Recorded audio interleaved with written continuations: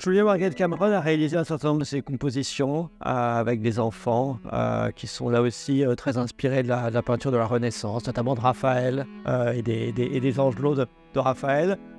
Sont parmi ces mises en scène peut-être les plus artificielles, qui ont été d'ailleurs les plus décriées à l'époque de son vivant, les plus détestées par la suite. Tout au long du XXe siècle, il y a toute une critique qui dit que la photographie de Cameron ne devrait pas s'aventurer sur ces terres allégoriques et narratives. Aujourd'hui, le goût a changé. On voit une évolution du goût. Ces images sont très appréciées.